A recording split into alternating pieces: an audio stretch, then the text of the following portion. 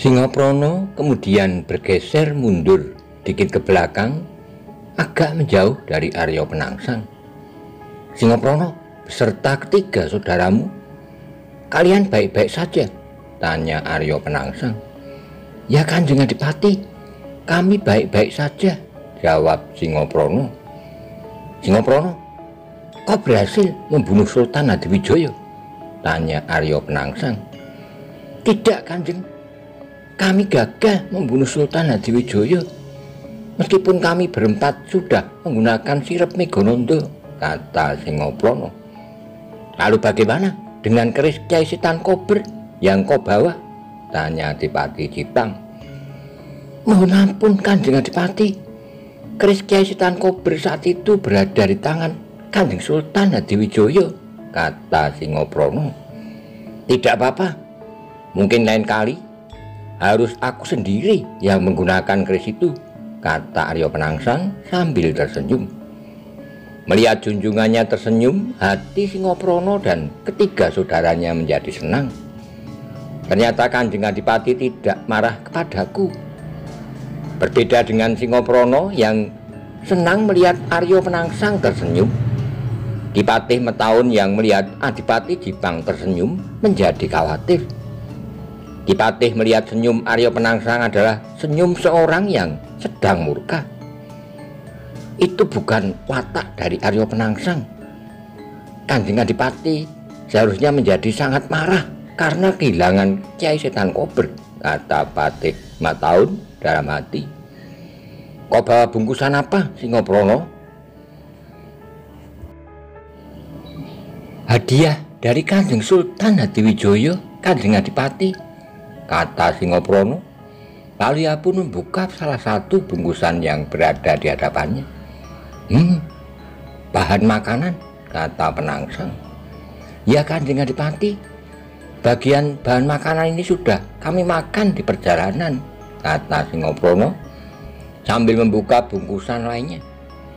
"Kanjeng Adipati, ini 4 potong kain panjang yang halus.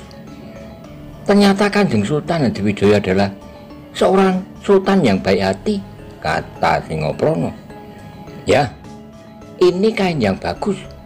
Kain ini sama dengan kain yang aku pakai sekarang," kata Adipati Jipang. "Ya Kanjeng Adipati," kata Singoprono. Lalu ia mengambil ikat pinggang dari dalam bungkusannya. "Ini ikat pinggang dengan timangnya yang terbuat dari emas, Kanjeng Adipati. Ternyata Kanjeng Sultan Hadiwijaya adalah seorang yang murah hati," kata Singoprono. "Ya, masih ada lagi?" tanya sang Adipati. "Masih Kanjeng Adipati. Ini bahan baju dan ikat kepala. Memang Sultan Pajang adalah seorang pengampun. Bahkan kami diberi hadiah yang bagus-bagus," kata Singoprono. "Ya," sahut Arya Penangsang yang suaranya menjadi semakin dalam. Patih Mataun menjadi semakin khawatir mendengar suara Kanjeng Adipati Jipang yang menjadi semakin pelan dan dalam. "Ini hadiah keris Kanjeng Adipati, sebuah keris lurus berpamor beras putih. Kami baru tahu kalau Sultan Hadiwijaya ternyata adalah seorang sultan yang berbudi bawa leksono, mengayomi seluruh rakyatnya," kata Singoprono. Mendengar kata-kata dari Singoprono itu, telinga Arya Penangsang seperti disulut api. Perlahan ia berdiri dan berjalan mendekati tempat duduk Singoprono. "Coba aku lihat keris pemberian Sultan Hadiwijaya itu," kata Adipati Jipang. "Silakan Kanjeng Adipati, ini keris Tangguh Pajang yang bagus," kata Singoprono. Lalu ia pun memberikan keris itu kepada Adipati Jipang. Kemudian Arya Penangsang mencabut keris itu dari perongkonya. "Ini memang keris yang bagus," kata Arya Penangsang. Setelah itu keris itu pun dimasukkan ke dalam perongkonya. "Kalian semua berjumlah 4 orang. Sedangkan keris ini hanya 1 buah. Nah, di antara kalian berempat, siapa nanti yang akan memiliki keris ini?" tanya Arya Penangsang. Keempat orang Pajineman itu mengangkat wajahnya. Mereka semuanya ingin memiliki keris yang bagus itu. Tapi dengan cepat Singoprono berkata, "Keris itu milik saya, Kanjeng Adipati." "Bagus," kata Adipati Jipang dengan suara bergetar. Maningpati, Kertijoyo dan Joko Satru sedikit kecewa ketika mendengar perkataan Singoprono yang merasa berhak atas keris pemberian Sultan Hadiwijaya itu. Seharusnya diadakan pertandingan ilmu kanuragan antara kita berempat. Siapa yang tak terkalahkan, dia yang akan memiliki keris itu, kata Maningpati yang merasa ilmu kanuraganya tidak kalah dengan ketiga saudaranya. "Jadi keris ini milikmu, Singoprono?" tanya Aryo Penangsang. "Betul, Kanjeng Adipati, sayalah yang umurnya paling tua, sehingga sepantasnya lah kalau keris itu menjadi milik saya, Kanjeng Adipati," kata Singoprono sambil melirik ke arah ketiga saudaranya. "Singoprono, coba kau berdiri di sebelah sini. Aku ingin tahu apakah barang-barang pemberian Sultan Hadiwijaya cukup bagus untuk dipakai. Coba sekarang kau pakai ikat pinggang yang memakai timang dari emas itu," kata sang adipati. Singoprono segera berdiri. Diambilnya sebuah ikat pinggang yang di ujungnya terdapat timang yang berkilauan, sebuah timang yang terbuat dari emas. "Timang ini terlihat bagus sekali," kata Singoprono di dalam hatinya. "Coba kau pakai ikat pinggang itu di perutmu," kata Aryo Penangsang. Singoprono kemudian memakai ikat pinggang itu di perutnya. Ikat pinggang yang lebar dari kulit binatang yang tebal. Timang yang menempel di ujung ikat pinggangnya pun terlihat indah berkilauan. "Pas, Kanjeng Adipati, ikat pinggang ini terasa enak kalau dipakai," kata Singoprono. Patih Metaun semakin khawatir. Tidak biasanya Kanjeng Adipati melayani orang setingkat Singoprono sedemikian baiknya. "Kau terlihat pantas memakai ikat pinggang dengan timang dari emas, Singoprono," kata Adipati Jipang. "Ya, Kanjeng Adipati, semuanya adalah hadiah dari Kanjeng Sultan Hadiwijaya yang baik hati," kata Singoprono. "Ikat pinggang yang dihiasi dengan sebuah timang yang terbuat dari emas. Akan lebih serasi kalau kau mencoba memakai kerismu yang bagus ini," kata Aryo Penangsang. "Ya, Kanjeng Adipati," kata Singoprono bangga. "Coba kau menghadap ke sana, Singoprono. Aku pakaikan keris yang bagus ini di punggungmu," kata Adipati Jipang. Singoprono menghadap memutar tubuhnya membelakangi Aryo Penangsang. "Aku akan selipkan keris ini di ikat pinggangmu di belakang," kata sang adipati. Tiba-tiba dengan tidak terduga semua orang dikejutkan oleh teriakan nyaring dari Singoprono yang membuat ketiga jantung Pajineman Jipang lainnya berdegup kencang. Semua terjadi dengan cepat, tidak ada yang menduga, bahkan Patih Metaun pun terkejut sehingga tidak mampu mencegah, dan terjadilah peristiwa yang mengejutkan semua orang yang hadir di ruang dalam. Ketika Singoprono membalikkan badannya membelakangi sang adipati, dengan cepat Adipati Jipang Aryo Penangsang mencabut bilah keris itu dari warongkonya.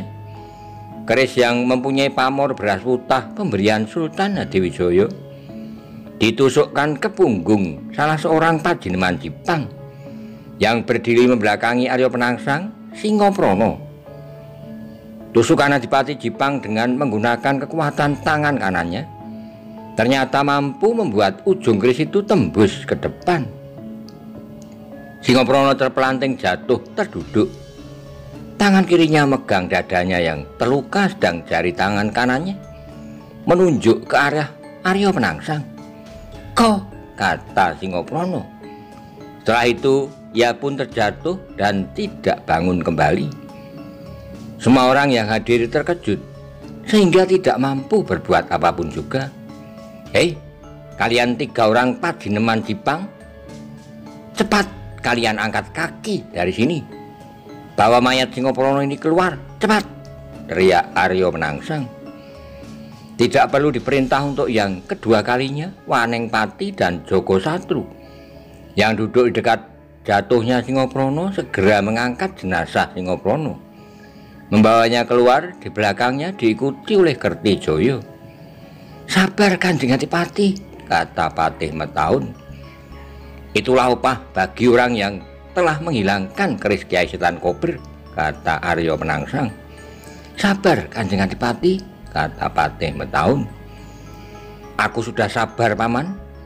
Kalau aku tidak sabar, Singoprono sudah aku bunuh dari tadi," kata Aryo Penangsang. "Ya Kanjeng Adipati, sekarang saya jadi mengetahui. Ternyata seperti inilah permainan yang telah direncanakan oleh Sultan Hadiwijoyo," kata Patih Metaun. "Permainan bagaimana Paman?" tanya Aryo Penangsang. "Ternyata kematian Singoprono memang direncanakan dan telah diperhitungkan oleh Sultan Hadiwijoyo. Siapapun yang akan mencoba melakukan pembunuhan terhadap seorang sultan memang seharusnya dihukum mati. Nah, dengan permainan ini ternyata Sultan Hadiwijoyo kelihatannya telah menyuruh Kanjeng Adipati untuk membunuh Singoprono," kata Patih Metaun. "Maksud Paman, jadi Dimas Hadiwijoyo memberi hadiah-hadiah ini mempunyai maksud supaya aku yang membunuh Singoprono dengan tanganku, begitu?" tanya Aryo Penangsang. "Kelihatannya memang begitu maksud Sultan Hadiwijoyo, Kanjeng Adipati," kata Patih Metaun. "Oh begitu.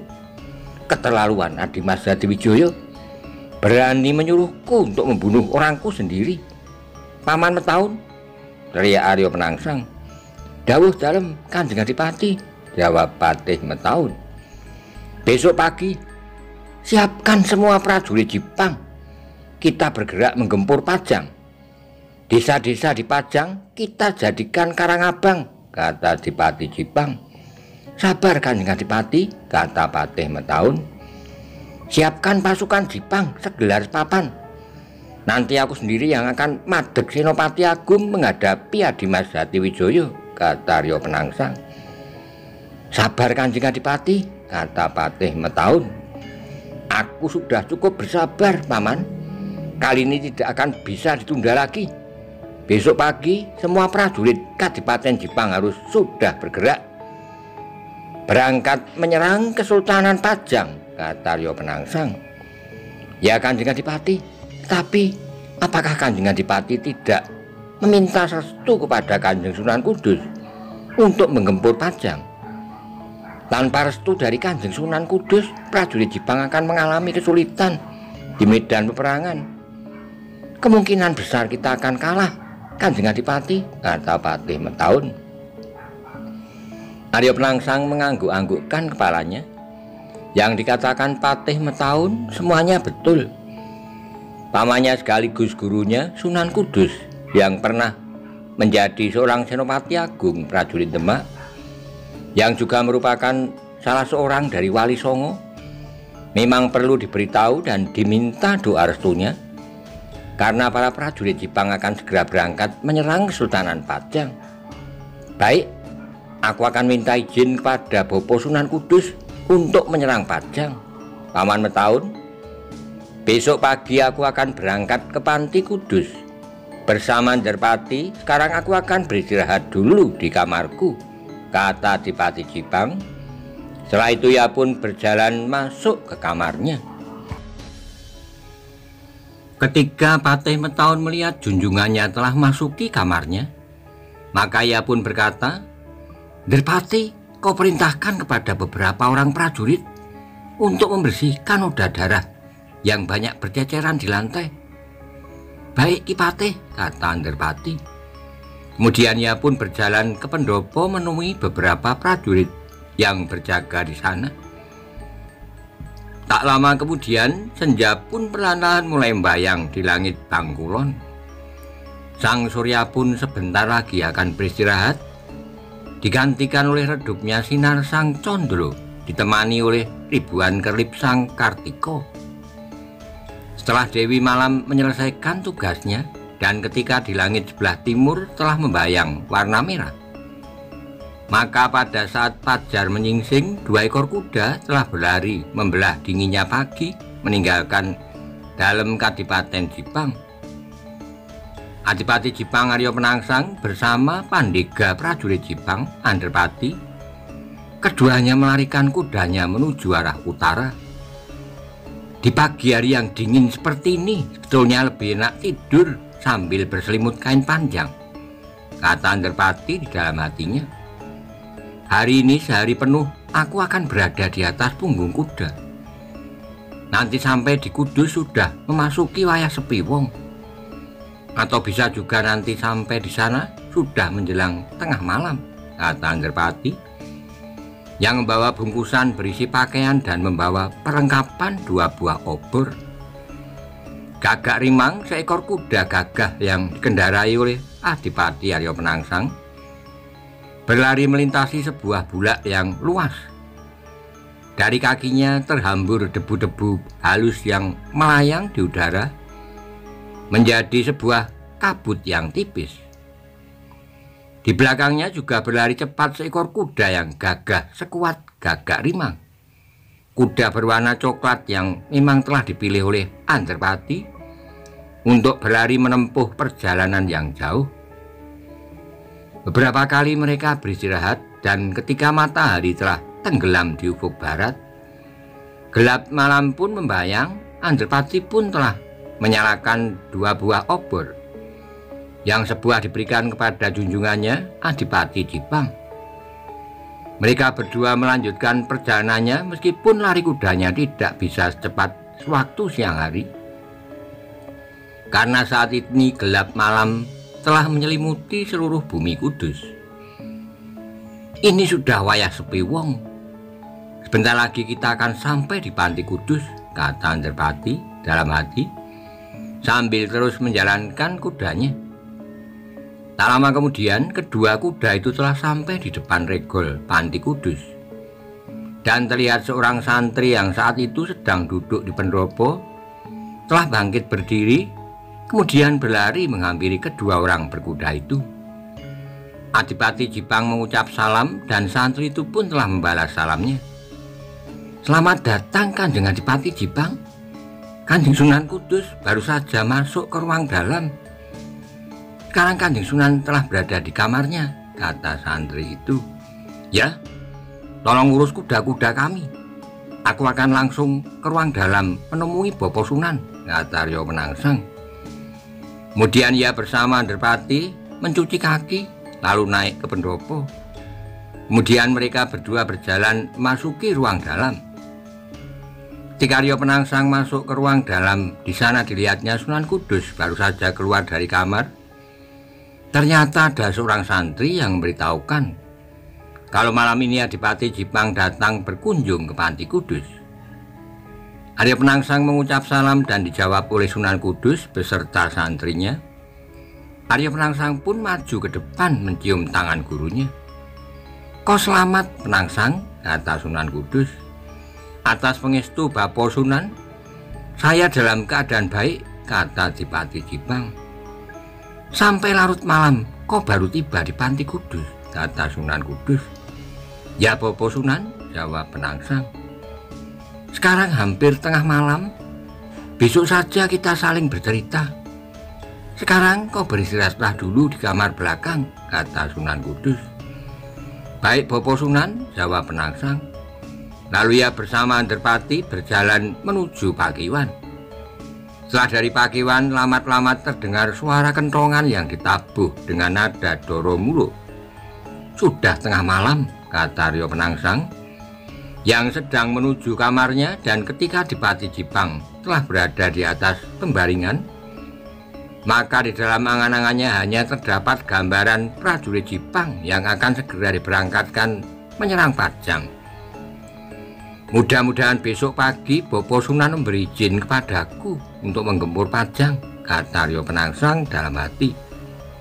Tanpa terasa Arya Penangsang pun telah tertidur nyenyak. Badannya terasa telah setelah sehari penuh ia berkuda dari Jipang ke Panti Kudus. Pagi harinya setelah sholat subuh berjamaah, Sunan Kudus duduk di ruang dalam, sedangkan di hadapannya duduk pula murid kesayangannya sekaligus kepenakannya Arya Penangsang. Saat itu Adipati Jipang, Arya Penangsang, sedang bercerita tentang usahanya membunuh Sultan Hadiwijaya dengan menggunakan tangan Singoprono beserta ketiga saudaranya. Lalu ia pun bercerita tentang hilangnya keris Kyai Setan Kober. Kemudian Arya Penangsang juga minta izin untuk menggerakkan prajuritnya menyerang Pajang. Jadi Singoprono kau bunuh dengan menggunakan keris miliknya yang merupakan hadiah dari Sultan Hadiwijaya itu? Tanya Sunan Kudus. Betul Bapak Sunan, kata Arya Penangsang. Kau tergesa-gesa Penangsang. Kau malah membunuh orangmu sendiri, kata gurunya. Ya Bapak Sunan, itu semua karena Singoprono telah menghilangkan keris Kyai Setan Kober, jawab Penangsang. Penangsang, kalau kau tidak membunuh Singoprono, maka Sultan Hadiwijaya pasti kecewa. Tetapi kelihatannya Sultan Hadiwijaya memang telah memperhitungkan. Kalau kau pasti membunuh Singoprono dan Sultan Hadiwijaya telah menyediakan sebuah keris untuk membunuhnya, kata Sunan Kudus. Ya Bapak Sunan, jawab Penangsang. Kalau begitu, saat ini yang menguasai keris Setan Kober adalah Sultan Hadiwijaya, kata Sunan Kudus. Ya Bapak Sunan, itulah sebabnya saya minta izin Bapak Sunan untuk menyerang Pajang, kata Arya Penangsang. Kau akan menyerang Pajang? Tanya Sunan Kudus. Ya Bapak Sunan, kata Penangsang. Siapa yang akan menjadi Senopati Agung pasukan Jipang? Tanya Sunan Kudus. Saya sendiri Bapak Sunan. Saya yang akan menjadi Senopati Agung Jipang, kata Penangsang. Kalau kau menjadi Senopati Agung pasukan Jipang, apakah kau sudah siap menghadapi perang tanding melawan Hadiwijaya? Tanya Sunan Kudus. Arya Penangsang memandang gurunya dengan heran. Sunan Kudus harusnya sudah mengetahui kalau ia tidak takut beradu ilmu dengan Hadiwijaya. Ya Bapak Sunan, sekarang pun saya bersedia berperang tanding melawan Dimas Hadiwijaya, kata Penangsang. Setelah Kyai Setan Kober berada di tangan Hadiwijaya, pusaka apa lagi yang akan kau andalkan untuk dibawa ke medan pertempuran Penangsang? Tanya gurunya. Tidak ada Bapak Sunan, yang ada cuma keris dapur Tilam Upih, kata Penangsang. Apakah keris Tilam Upih sudah bisa diandalkan untuk perang tanding sampai salah satunya kalah atau mati? Tanya Sunan Kudus.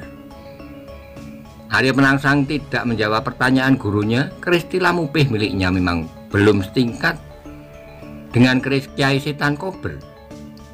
Tetapi ia terkejut ketika Sunan Kudus berkata, apa yang akan kau lakukan Penangsang kalau dalam perang tanding nanti Sultan Hadiwijaya mempergunakan keris Kyai Setan Kober sebagai senjatanya? Arya Penangsang tidak menjawab, ia hanya terdiam mendengarkan perkataan dari Sunan Kudus. Ingat Penangsang, setiap sentuhan keris Kyai Setan Kober di tubuhmu, meskipun hanya seujung rambut, akan dapat berakibat maut, kata Sunan Kudus. Tetapi Bapak Sunan, tetapi saya mempunyai Aji Tameng Wojo yang tidak mampu ditembus oleh senjata tajam, jawab Penangsang. Ya, itu kalau yang memegang keris Kyai Setan Kober adalah orang yang ilmu kanurganya setingkat dengan Singoprono. Tetapi kalau yang memegang keris Kyai Setan Kober adalah Sultan Hadiwijaya, ceritanya bisa menjadi lain Penangsang, kata Sunan Kudus menjelaskan. Arya Penangsang hanya terdiam ketika mendengar penjelasan gurunya. Dan saat kemudian Sunan Kudus pun masih berbicara lagi. Kau lupa Penangsang, dulu ketika berada di hutan Prawoto di hadapan Sultan Trenggono, Karebet mampu membunuh seekor kerbau yang mengamuk dengan sekali pukul. Berarti nanti apabila Sultan Hadiwijaya memegang Kyai Setan Kober di tangannya, ia akan mampu menembus Aji Tameng Wojo milikmu. Ya Bapak Sunan, jawab Penangsang. Aku tidak izinkan kau menyerang Pajang sekarang. Saat ini kau bukan tandingan Sultan Hadiwijaya yang bersenjatakan keris Kyai Setan Kober, kata gurunya. Ya Bopo Sunan, lalu bagaimana dengan keris Kiai Setan Kober yang telah hilang? Keris itu harus kembali kepadaku, Bopo Sunan, tanya Aryo Penangsang. Penangsang, apakah saat ini kau masih punya keinginan untuk membunuh Sultan Hadiwijaya? Tanya Sunan Kudus. Ya Bopo Sunan, dari dulu saya sudah minta bantuan Bopo Sunan untuk membunuh Adimas Hadiwijaya, kata Aryo Penangsang. Baik, aku akan bantu membunuh Sultan Hadiwijaya untukmu. Tapi aku tidak akan turun tangan langsung membunuhnya. Kau saja nanti yang membunuhnya. Tapi kau harus menurut apa yang aku perintahkan. Kau harus tanggap dan memahami isyarat-isyarat yang akan aku berikan di hadapan Sultan Hadiwijaya, kata Sunan Kudus. Saya bersedia menuruti semua perintah dari Bopo Sunan, kata Adipati Jipang. Baik, kalau begitu, aku akan mengundang Sultan Hadiwijaya ke Panti Kudus untuk musyawarah ilmu. Waktunya sehari setelah purnama penuh, kira-kira 2 pasar lagi, kata Sunan Kudus. Besok 2 orang santri Kudus akan aku utus ke kota Raja Pajang, kata Sunan Kudus.